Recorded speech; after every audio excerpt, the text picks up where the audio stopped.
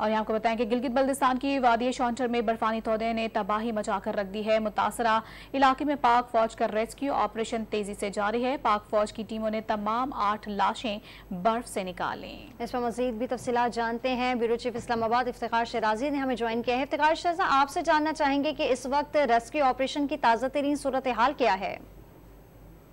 जी, कुछ अभी भी लोग क्योंकि लापता हैं और ये बड़े पैमाने पे ये तोदा गिरा है, तो मुसल्लह अफवाज की जो रेस्क्यू टीमें हैं और कुछ मकामी अफराद भी हैं जो इस ऑपरेशन के अंदर शरीक हैं और ये कल से जारी है।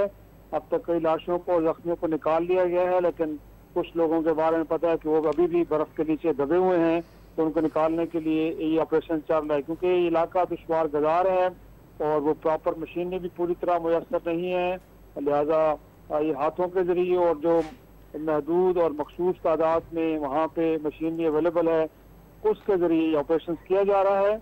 तो आने वाले कई घंटे अभी और भी ऑपरेशन से जारी रहेगा और मुतवक्का तौर पर जो बाकी लोग मिसिंग हैं, जिनके बारे में खदशा है कि वो कहीं इस सौदे तले दबे हुए हैं, उनको निकालने की कोशिश की जा रही है। जी, बहुत शुक्रिया आपका इफ्तिखार शिराजी।